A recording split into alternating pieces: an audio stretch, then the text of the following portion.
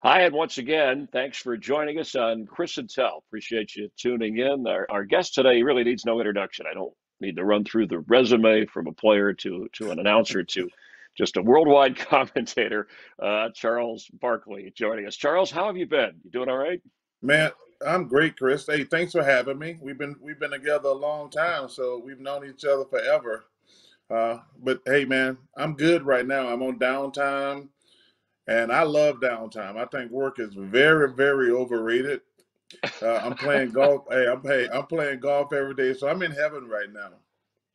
Work is overrated. Wow. All right. Yeah. So why are you still working? You've made enough money. You could just play golf all the time, right? Relax. Yeah, that's a great thing I've been debating with, to be honest with you. I've been taking it one year at a time. The last couple years. I got 3 years left on my deal, and I'm not sure I'm gonna make it the whole 3 years, to be honest with you. But I think I just think to be honest with you, I just feel bad leaving them guys money. To be honest with you, um, uh, you know, you with Ernie and Shaq and well, it's really you look like you're having fun. You look like you're not working out there. I mean, I know you know the game of basketball and you keep an eye on the players, but it's become a show really beyond the sport on TNT. You guys do an amazing job. So what? Yeah, why would you retire? I mean, it's kind of a nice gig. yeah, I don't feel the need to work to the day I die. I think that's stupid. I mean, you got to realize we are all on the backside of life, the back nine. And I don't want to drop dead at work one day or having a busy schedule. I want to travel the world, go fishing and golfing every day. But I don't. You're right. I have made enough money. Hey, listen. If I didn't have 3 years left on my deal, you can be damn sure I wouldn't. If I had 1 or 2 years to go, I could walk away. But I don't want to leave them in the money. And that's the honest truth. But I love my job. But the main thing, man, anybody who works to the day they die, that's just stupid. Why does well? Some people like to work. It's almost tied into Yeah, their but to but their you hobby. By but the but way, you got to realize that at some point when you get older, you're not going to be able to enjoy life as much as you would when you were younger. So you might as well enjoy it at some period in life, especially if you worked hard your whole life. At some point, you'd be like, hey, you know what? I'm nearing the end because you have to be realistic. Hey, I'm 60 years old. I'm not going to be 100 more than likely. So I want to enjoy the last part of my life. I don't want to be going to work and, you have to do a lot of radio shows throughout the week. It's right? because you promote your show on other shows. So I always say, hey, enjoy the back nine of life. So another couple years, I'm gonna try to make it all three. But if I don't, hey, everybody's been great to me. I mean, I think about Wow. all the guys I played with in high school and college and NBA and all the guys in television. I've had a great run, so I got no complaints, none at all. Did you ever think that you would spend more time really in broadcasting and almost be as famous, maybe if not more so, doing that than playing basketball? It's interesting, Chris. That's a great question. That's a hard no. Me and Ernie joke all the time because I actually thought I'd work on television. When I took the job, Ernie pulled me aside and he said, "Hey, what do you want to? How long are you gonna do this?" I said, "I'm gonna do it for a couple of years." And then I was thinking about becoming a general manager or president in the NBA. And I had several opportunities, but they wasn't perfect. They wouldn't give me complete control, which I wanted, because if I'm gonna fail, I want to fail myself. Some of them wanted to hire the people who hire the people around me. I said, no, I know more people in basketball than you do. So I've had 3 or 4 opportunities, and it just kind of kept going and kept going. And like I say, I've always loved my job. When we first started with me, Kenny, and Ernie, it was fabulous. And then Shaq came along and brought a whole new vibe to the show. So I've always Yeah. loved working there. I mean, Okay. Turner's a great place to Right. work. Yeah. Yeah. What, by the way, so team, can you tell us which teams you might have worked in the front office for, or is that old news, or you don't want to No, reveal no, it? I can't do that Huh. because like I say, Okay. I did not want to become a distraction because Okay. because first thing I'm gonna do is I'm gonna fire everybody who worked there because I want to What? have the. I mean, you got you've heard that term. You want to hire people that Your you know. people, right? But they're but there might be some good people there that you would like that are already in place. But I get you. By the way, why does Well, Shaq but do if so they were many getting, hey, commercials? listen, if they were getting fired, hey, if they were getting fired, they wasn't that good. Okay, yes, I Remember? know. You Hey, they yes, you would listen. make One that. thing I know about sport. One thing I know about sports. They very seldom hire you for a good job. It's always a shitty job. That's the reason people got fired. They don't say, "Hey, here's the Milwaukee Bucks. A team is on the verge of being great for the next 10 years." So usually when you get Yeah, fired, the team sucks. right. Okay, that's how good. By the way, why does Shaq do so many commercials? It's almost annoying, isn't it? He's an interesting guy. What I mean, like, he actually likes to work all the time.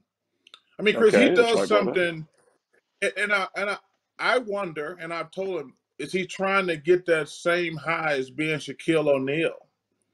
And Oh, I told him, I said, ain't nothing better than being Charles Barkley or Shaquille O'Neal when you play basketball. And I can never replicate that feeling. And I think sometimes he just likes to work all the time to know, uh, like he just wants to. I've got to be, and like you can't ever get that feeling again. yeah, yeah, okay, yeah. I remember. Yeah, Joe Montana told me after he retired from football, he tried like breaking horses and flying airplanes and Yeah, just that rush, and that's why you guys do it. And I will talk a little bit about some of your playing days, but let me just some current NBA stuff. You're not a fan of super teams, right? Why is that? I'm not. No, I'm not a fan of super teams at all. I mean, if all the guys got to get together and join up and win, that doesn't seem like number one real competition. And I just don't think it's fair to the fans. I mean, because every time one of these superstars leave a team, it ruins that franchise. And I just don't think that's fair. I don't think it's a good business model first and foremost. We can't have 3 or 4 good teams and 28 bad teams. That's just not a good business model. So, do you think the commissioners should do something? Do you blame players for being, you can't fault them in a system to, right, cash in and go where they want to go. I mean, I guess, Yeah, would well, you, yeah, you, you can blame the yeah. players. You can blame them, but hey, it's their generation. They can do whatever the hell they want to. But I personally, I like competition. Uh, I want to beat the best. That's one thing I admire about Giannis. Giannis, like, no, I don't want to team up with no super teams. I want to Mhm. win a championship in Milwaukee. Same thing. I look at a guy named like Dirk Nowitzki. He had all these guys could leave and go play with other super teams, but they chose like, no, no. I want to win for my city, and I want to win not by yourself, but by myself. Do you kind of point the finger at LeBron for starting this? Sure, he's the first guy who did it. But he I don't want to say he did anything wrong, but I didn't like when he did it because he ruined the Cleveland franchise. Um, and then when he went back, I thought it was awesome, and winning there was cool. But then when he left again, it ruined that franchise again. Yeah. But yeah, he's the first guy who did it. And listen, we he's a lot of these guys get caught up in these idiots and jackasses and fools on morning television talking about they haven't won anything. And I always laugh. I'm like, thank God Michael Jordan and guys like that didn't think like that. They battled through it. And to me, that's what sports are about, the battle, the journey. Everybody wants to win. Everybody wants to Right. win. But if you're But gonna just get together with your friends and win, that does not seem like a lot of competition to me. yeah, but Charles, I remember. So you start out with the Sixers in your career, the Suns. You're that close before that '93, and then you went to the Rockets. I don't know if that was a super team. Was that a team? I know it was a little bit different then, but weren't you? I mean, you wanted to get a ring before you stepped away, right? I mean, so Well, I did, but they traded me to Houston. I didn't ask to go to Houston. I think that's yeah, a I little know it bit wasn't different. yeah, Yeah, it wasn't a no, super team, right? But you, yeah, it wasn't a super. Well, first of all, it wasn't a super team because we were all 97 years old. Um, hey, if we had a that's kind of guy, like the Lakers. if we had got together when we were 30, it would have been a super team. We were all 40, so it was like a bunch of uh, aging, Depends wearing superstars at that age we were at. Hey, there was a lot of Ben Gay. There was a lot of Ben Gay and Asarbin Jr. and things in the locker room when you get around 40. That's funny. But speaking of that, because that was the Lakers this year, or at least coming into the upcoming season. Again, talking about they're gathering a lot of I don't know aging players. I think they have half of the oldest players in the league on that one roster. Well, Are they going to be the they're not Go ahead. gathering aging players. They're gathering old players. Go ahead and say it, Chris. Let it roll off your tongue. Old players. I don't want to be rude. I don't want to be. I don't want to be rude. So who's the team? You got the Brooklyn Nets. Oh, by the way, what do you think of Ben Simmons saying he doesn't want to be in Philadelphia? How would you handle that? Well, I'm just trying to figure out. He's bad at something, and he's mad because they want him to work on his craft. They're paying him $40 million a year. This is one of the reasons I said earlier. One of the reasons I'm gonna walk away from this thing pretty soon. We got a guy making $40 million for the next 4 years. They ask him to work on his game because every time they get in the playoffs, he went 4 games in a 7-game series that didn't take a shot in the fourth quarter, and he's mad at the team. That's one of the reasons I don't like the situation that we're dealing with today, where the players make so much money they're 100% in control. I mean, you think about that. This guy makes $40 million a year. The team get on his ass to work on his game, and his thing is, I don't want to play here anymore. And anybody who thinks that's a good way to do business is just an idiot. Period. Okay, so we have that situation. We have the Lakers. What about the Brooklyn Nets? I'm trying to get you. Give me your where we are now, the top three teams, or maybe your top how you rank the best teams going into the NBA season.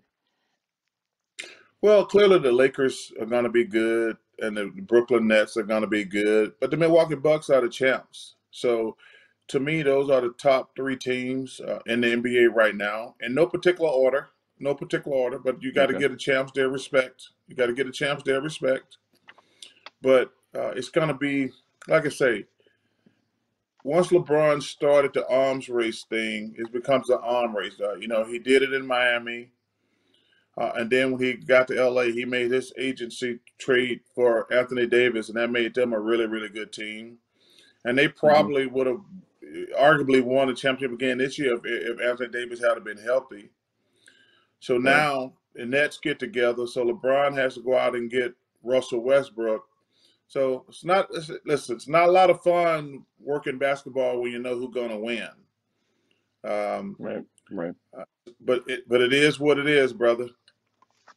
Yeah. Now have you talked to LeBron a little bit about this, or are you guys on good terms, or does he not like what you say? We're on Because great he's terms. kind of a Me and polarizer. LeBron, Yeah. we're on great terms.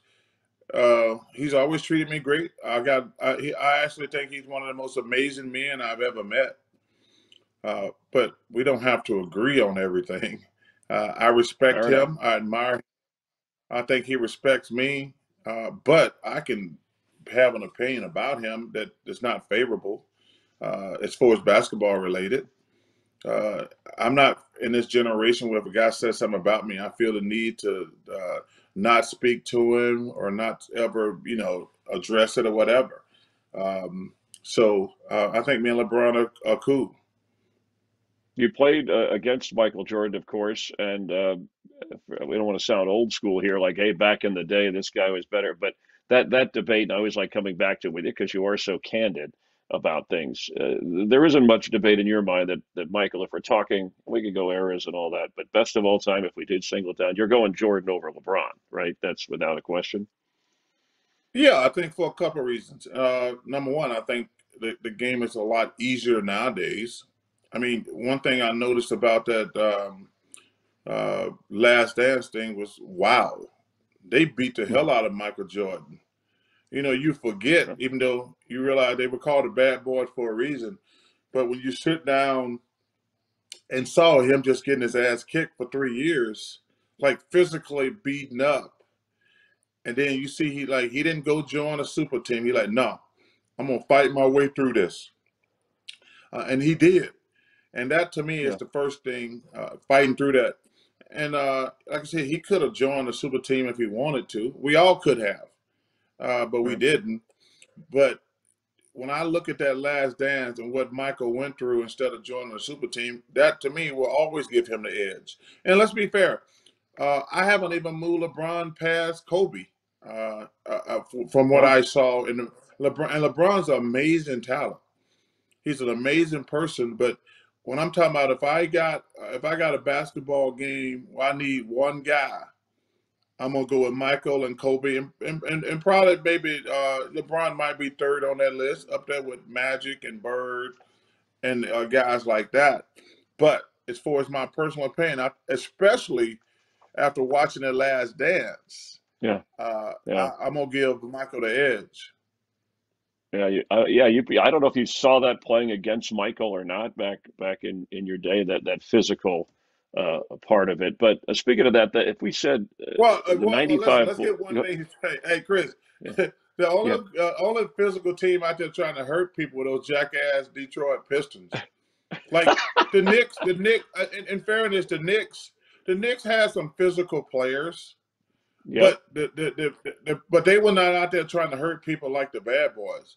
They were out there like yeah, physically, yeah, when we played against the Pistons, it was like you knew it was going to be a war that night. But like I say, going back and experiencing that last dance, and Michael, people forget Michael lost those guys 3 years in a row, yep, yep. and but he Yeah, just Bill kept getting Laimbeer. bigger and stronger. I mean, they had a bunch of dudes over there who out there like they were going to use their 6 fouls a night. Yep, yep. Those Laimbeer, Vinnie Johnson. So how about this? '95 Bulls or the 2015 Warriors? Who's the better team in your and who wins a 7-game series? Well, I don't think Michael ever even got to a 7 game series in the finals. So he was not going to Yeah, you lose might. once he get to the finals. That never even had a 7 game in 6 years and That's is six times to the finals. wow. That's pretty remarkable. Yep. And and listen, that Warriors team, Steph and Clay are unbelievable. But are they going to score like that against Michael and Scotty? Hell no. Hell no. Okay. I've never All seen right. I two. guess. Uh, I've I've never seen two better defenders than Michael and Scotty. And and I've always said this: as great a player as Dennis Rodman was, I thought when the Bulls had Horace Grant, they were better defensively Yep. because Horace Grant was Yep. great defensively. Yep. I Yep. thought that Bulls team. I always have thought that Bulls team with Horace Grant was better than the ones with the Rodman group, in my personal opinion, because Horace Yep. Grant was a better all-around player than Dennis Rodman. He wasn't a better That's right. rebounder, but as far as being an all-around basketball player, Horace Grant was a better player. Right. Yep. No, I agree. And we know Rodman defense rebounding, but obviously scoring was not his forte. What I was going to ask you, and I know you don't like to talk about '93, and Paxson hits the go-ahead three there, and the seconds remain. Is that like one of the most painful? Is that the most painful moment in your playing career? Probably, yeah, for sure. It was because when I got traded to Phoenix, I remember talking to Cotton Fitzsimmons and I said, "Well, we're going to the finals." This is when I first got traded to Phoenix. I said, "We're going to the finals. We're going to pay the Bulls." And I said, "Michael's a great, great player, but I think I'm just as good, to be honest with you." And I said, "I'm gonna get a chance to prove it." I said, "I never had any help in Philly, and I got Dan and Kevin. We're going to the finals. We're gonna see who I think I'm the best." Uh, and that was a really pain because that was the first. That's really probably honestly the first time in my life I felt like that guy's better than me. Even when I'm playing against Magic and Bird, I'm like, those guys ain't better than me. They just got more help. They got Kareem Worthy, he got Bird, Right. McHale, and Parrish. But as far as like, no, ain't no Michael Jordan's the only player I'm thinking like is good who's on my level. And I got a chance to prove it, and I came up short. That's on me. but you at least got that chance, obviously, and moved on to some other things. And I want to just cover some other things because through the course of it all, being a dad, and we are just talking about we think we see you as an announcer, as this former great player, Hall of Famer, Olympic team. What's the greatest challenge about being a father? I know your daughter recently married. Congratulations on that. But through the years, how is Charles Barkley as a father? How would you describe that? Well, Chris, it means a great deal to me to be a good dad. Uh, she is an amazing kid. I always tried to get her ready for the rest of the world. I wanted to make sure she was tough. I wanted to make sure she was smart because the one thing I didn't want was her having to rely on a man. Because a lot of men treat women bad when they pay all the bills and they're in complete control. I'm like, you never have to worry about that. So she went to great schools. She loved going to Villanova. She loves going to Columbia. She's got a great job, and she does not have. If a guy treats her bad, she can say, "Kick rocks, keep moving. I can support myself." But the main thing though, she's a nice person, and that was really important for me. I hate bratty kids, especially because when you're famous and rich and things like that, man, your kids, you have to worry about them all the time as far as like keeping them grounded and making sure they understand that this is not the real world we're living in. And one of my proudest moments when my daughter was at Columbia, she wrote I think it's called a thesis. And I always talk to her about black and white discrepancies, inequalities, and things like that. And probably to the point where I was nauseating. And for her, I got a call from one of her professors one day, and she said, "Dad, one of my professors wants your number." I'm like, "Okay, what did you do?" She said, "I don't think I did anything." And I was like, "Okay, get my number." And he called me. He said, "Mr. Barkley, I just want to let you know I've been a professor for like forever, and your daughter just wrote one of the most thorough theses I've ever seen." And I said, "What's it about?" She said, "The discrepancy between college athletes, black and white, not graduating." And I said, "What?" She said, "Yeah, she got all the statistics for like 20, 30 years and showed the discrepancies between black and white players graduating from college." And it was probably one of my most proudest moments of Hmm. her because I always tell her that, like, there is a double standard. It is what it is. You don't get to whine, bitch, and complain about it. You're gonna have to work harder than the other kids. Gonna be like, well, that's just she only got this job because she's Charles Barkley's daughter. And I never want people to say that about you. Ever. So you're gonna work twice as hard as everybody else. You kick their ass. Well, first of all, and I said, hey, there's no place for us to go but up. Because Chris, my daughter was like 6 feet tall. My daughter was 6 feet tall when she was like two. So I spent my whole adulthood thinking that she was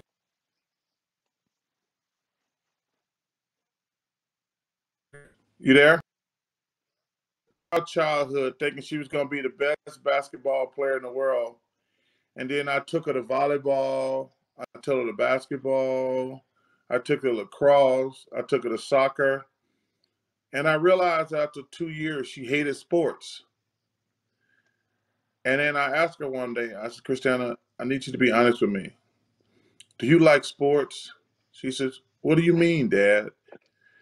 And I said, I don't think you like sports. I said, I just want you to know you don't have to play sports. You're a great student. You're a great person. I would just tell me if you don't like sports.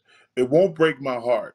And first of all, I was lying because it did break my heart. I'm not going to tell that lie. And I said, if you don't want to play sports, just tell me. I just want you to be a great student and a great person. She looks at me and says, Dad, I don't like sports at all. And I and, and I And remember, Chris, I was just, oh, baby girl, it doesn't matter. I just want you to be the best you can be, blah, blah, blah. Then I went in the next room and started crying for like 2 days because my heart was broken. Because like I say, she's 6 feet tall. She got a great body. She was tall and lean, and like she's been 6 feet tall since she was probably like 10. So Yeah. I'm in Wow. my heyday back then. So I'm thinking I'm gonna be raising the next Cheryl Miller, Teresa Edwards, Rebecca Lobo, somebody like that. And she hates sports. And when she told me that, I had to act like it didn't hurt me. And man, I was like a zombie for like 3 days. My daughter don't like sports. How can how can you be 6 feet tall and at 10 years old and not like sports? Or yeah, or be related to Charles Barkley and Yeah, not like be my sports. Wow, daughter. I'm that's like, I had it as my daughter's gonna be the best female basketball player in the world. I'm gonna teach her all the moves. I'm gonna call up my other friends. I say, hey, he's gonna work with you on this. He's gonna work with you on this, and you're gonna be dominating. but she found her own path, which by the She way, found her real own quick, path. Yeah. how would you when she was dating, how would you treat the guy asking her out? I'm sure you had a line that you was your lean on line there. No, I was yelled at all the time because I wasn't overly friendly. Like, and I'm still mad to this day that I was getting lectured and criticized. Because anytime, anytime, Chris, a guy came to the house, I would say, "Hey, I'm Charles. I'm Christiana's father. Welcome to my home. Anything you need while you're here, let me know." And then I would go back to my den and start watching sports again.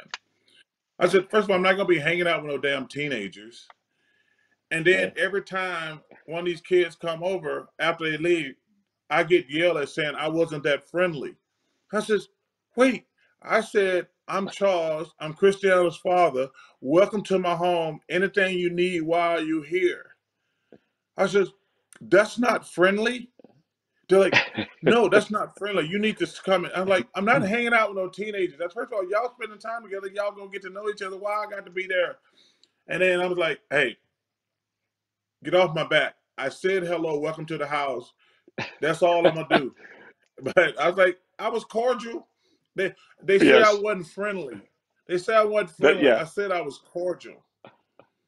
There you go. That's funny. Well, you don't want to, if you hang around too much, then you're smothering. So, but I think that Hey, could be your hey, greatest. Chris, it's always you got a perfect example. You always a lose scenario. Yeah, a different challenge. It sounds like you did well there. I did want to ask you about since sports in gambling, betting in sports is becoming more and more prominent, more open. We know it's always been there. I know you have talked about going to casinos and gambling within the framework. What advice would you have since it's easier now, younger people to bet and to gamble on sports, given your experience with gambling?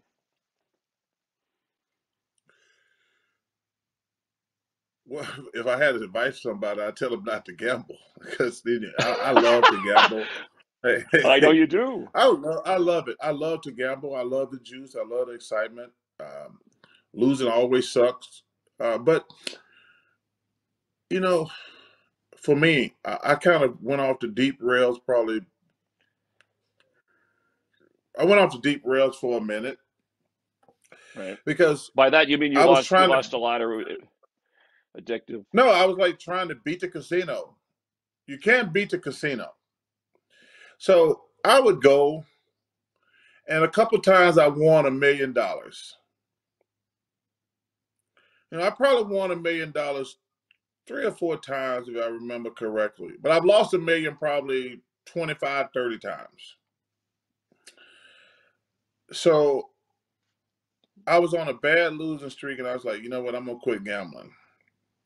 So I went like probably 2 years without ever stepping foot in a casino. And I was playing golf with a bunch of my friends. And I said, we used to always go to Vegas together, man. They're like, man, I miss Vegas. I said, man, I miss Vegas too. They're like, I said, this is Charles. Gambling's not your problem. Being a fucking idiot is your problem. I'm like, explain to me why you say that. And they're like, Charles, we've been to get Vegas 1,000 times. You've been up $200, $300, $400, $500,000, 400 or 500 of those times. And instead of quitting while you're ahead, you're always trying to get back to that mythical $1,000,000 that you won 1 out of 10, 2 out of 10, 2 out of 25 times.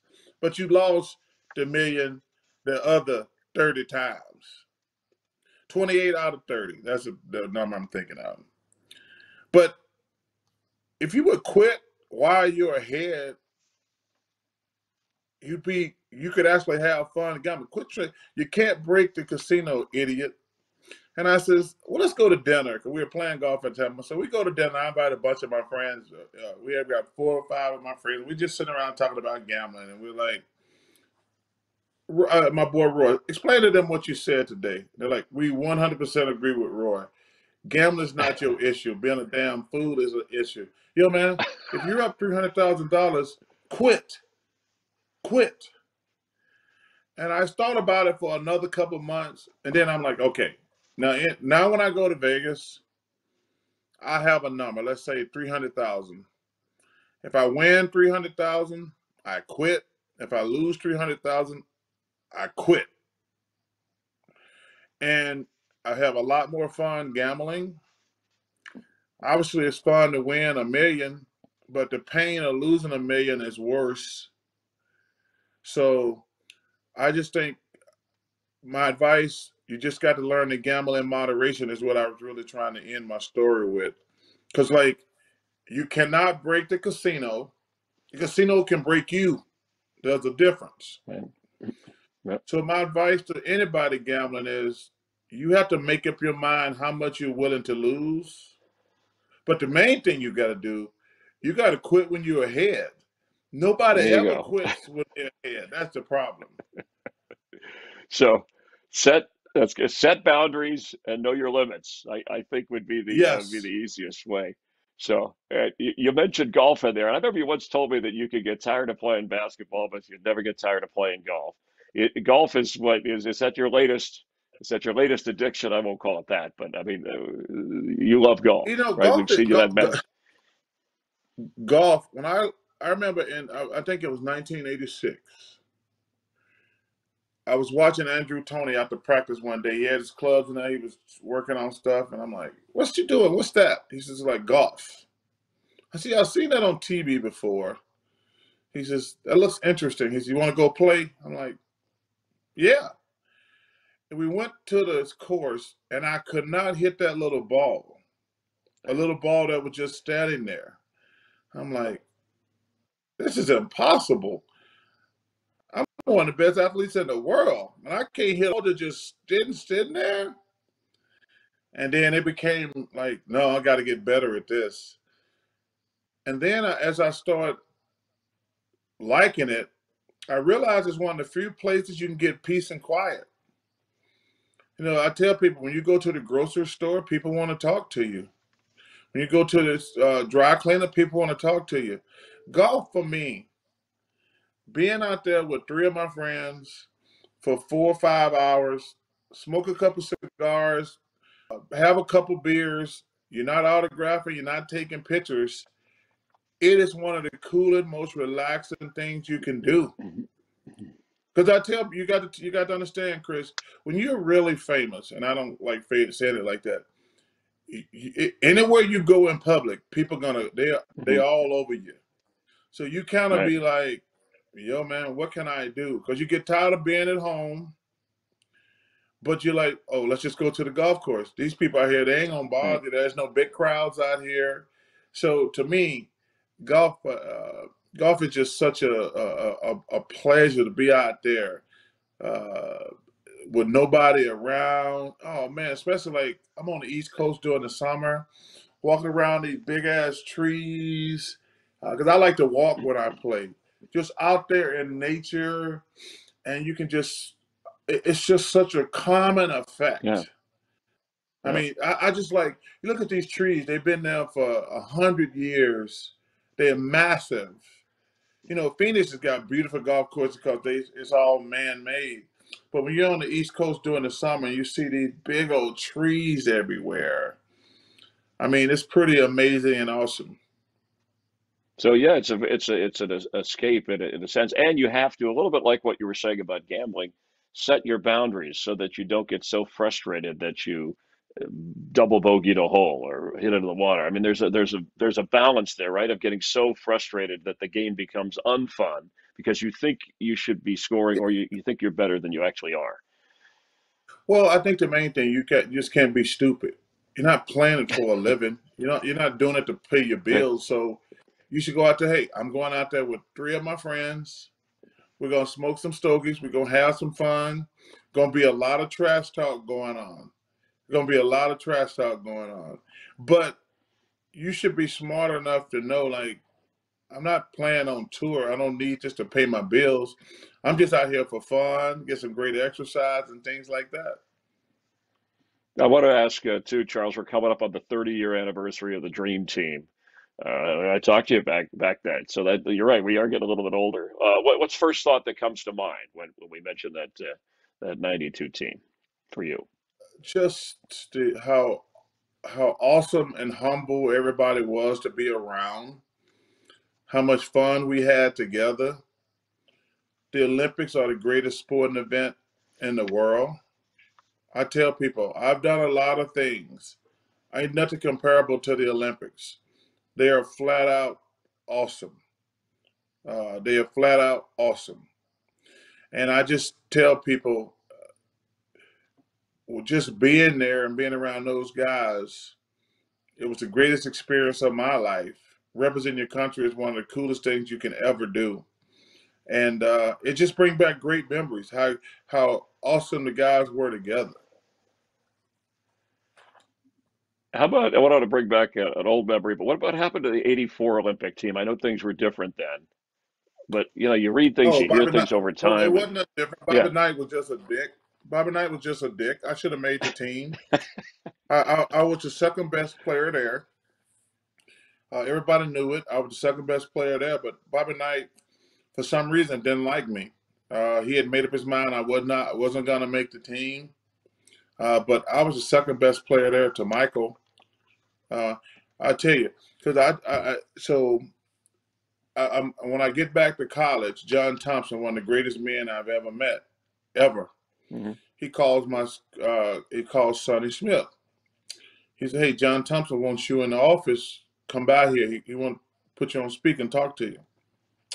And John Thompson said, "Charles, I just want to tell you, you were great.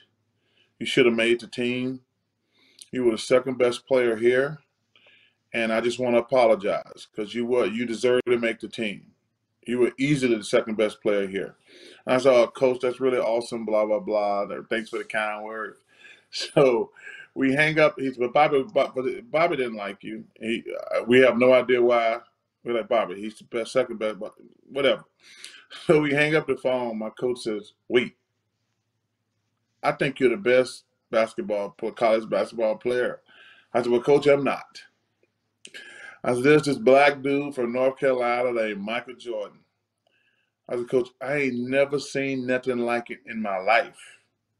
I said, "He's a little taller than me. He's got the best body I've seen. It's like perfectly chiseled." I said, "He cannot run everybody.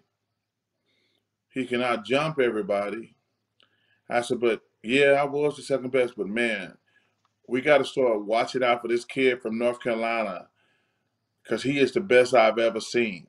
I remember that conversation vividly with Sonny. I'm like, "Coach, it's something beautiful to behold to watch this dude." And I'm used to playing against good players. I'm playing against Kentucky with Kenny Skywalker, Melvin Turpin, Sam Bowie.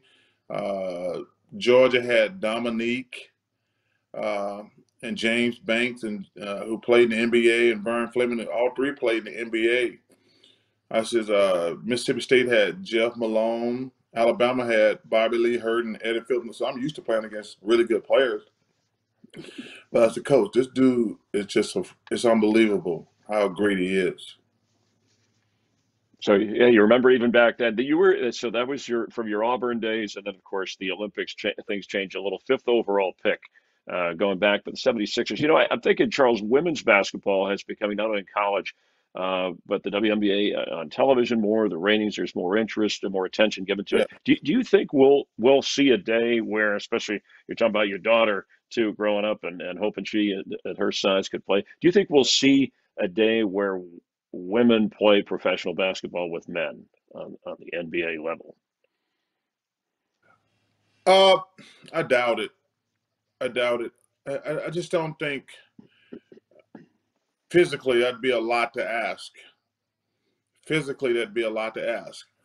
But there's so many great women players. We should just appreciate them. But you know, I just don't think so personally. Yeah, you know, we see it at lower rates of wrestling, some on football teams, but there's a point where I think that I don't know. We Not have, on you good have, teams. Hey, not on good teams.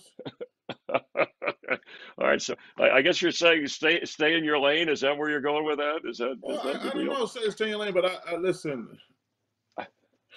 There's not going to be a woman on the Alabama football team. I can promise you that, or the Auburn football team. You If we talked to listen, and I okay. don't mean, and I don't ever want to disrespect women.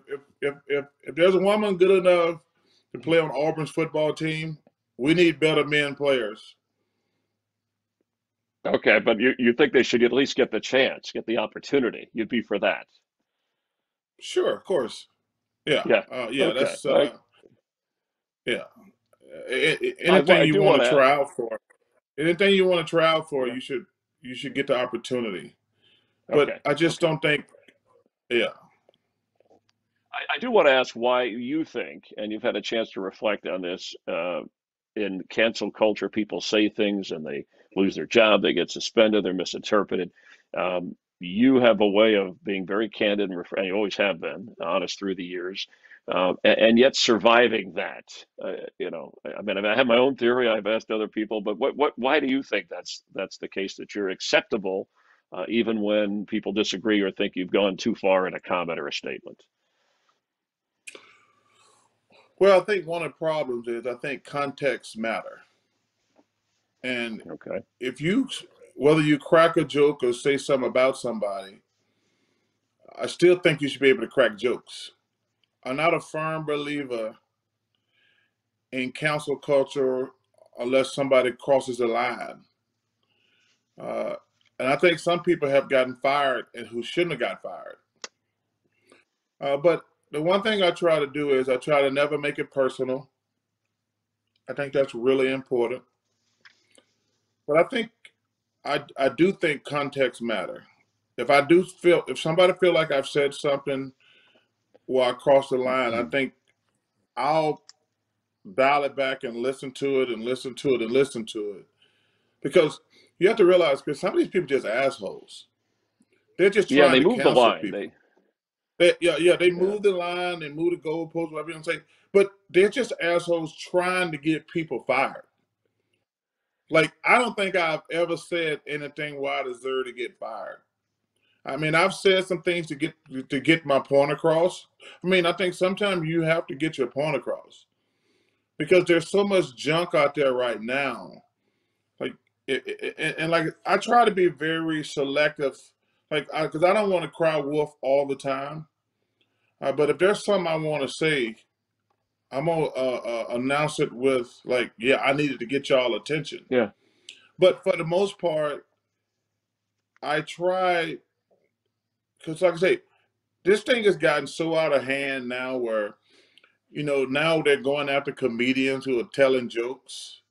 I mean, like we've had a couple of meetings at Turner, and then lawyers and HR keep telling me this bullshit about context doesn't matter. And I says, that's the reason we're in this shitty place we're in as a country right now. Context does matter. yes, Context to it me, it does. does matter. They're trying to tell me from a Yeah, legal standpoint. I says, hey, listen, you legal people are screwed up the country. I don't know who's worse, the legal people, the Democrats, or the Republicans. That's all three of y'all are shitty. Y'all are screwed up our country. And yeah, I says the Democrats and Republicans are the two worst things that ever happened to America. And now we have to pick the least of two evils, and it's a joke right now. But I Yeah. fight with them all the time. I said, hey, the next time you tell me context doesn't matter, I'm gonna punch you in your face because of course context matters. And listen, Yes. feel free to fire. Hey, and I always tell them, feel free to fire me. Feel free to fire me because, Well, like I say, I'm trying to hang on for these next 3 years. And if y'all fire me over some stupid shit, y'all probably still gotta pay me. So that to me would be the perfect scenario. Let's do something where I can get fired and still get paid. all right. Well, I've always admired. I think my theory is because you're honest, you're candid, you're refreshing, and even if somebody disagrees with you, I know you speak from the heart and are willing to listen and discuss. And we've talked a lot over the years off camera about a lot of things that you've enlightened me, and hopefully I've enlightened you. All right, we're going to wind this up. I have a few questions here. So kind of our gimme five to wrap it up. So these are more shorter answers here, Charles. Who's more high maintenance to work with on your shows or commercials? Is it Shaq or Samuel L. Jackson? Oh, Shaq. Shaq. Shaq is hot. Okay. No. Sam is a man. Sam is amazing to work with, Chris. He's taught me Okay. more No. little subtle things about acting that's really helped me, not just in the Capital One ads, but in other ads I Right. do. Okay. But Shaq is the Yeah. most high He, maintenance. But you know what? Well, I told you earlier. I don't understand why he wants to work all the time. I mean, this dude, he's doing his Vegas residency right now, where he DJs every night, and like yeah. every weekend during the season, he has something to do.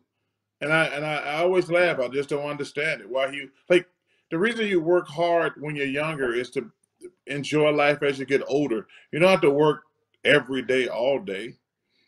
Yeah.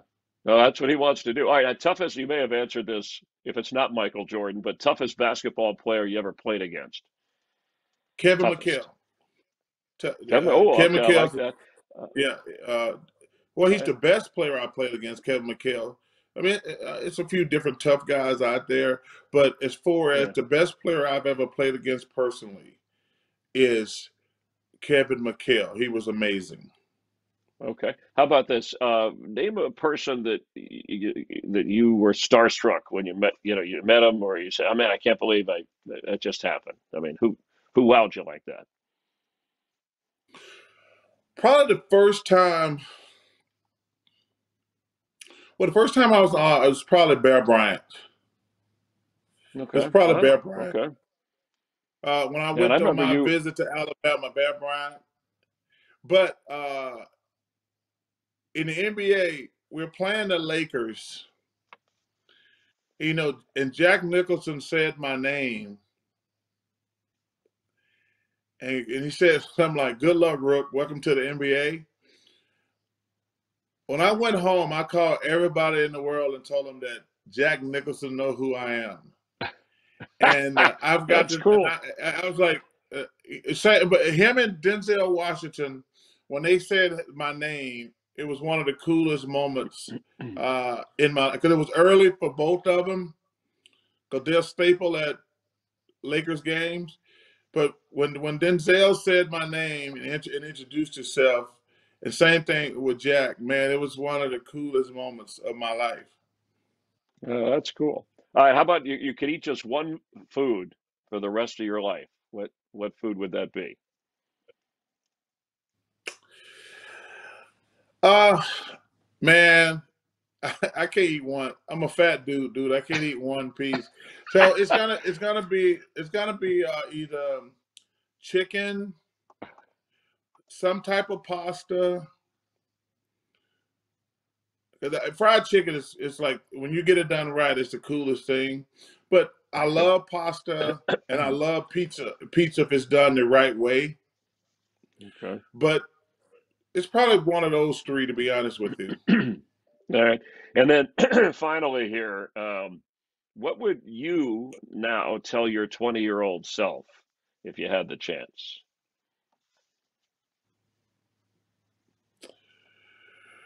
That's a great question.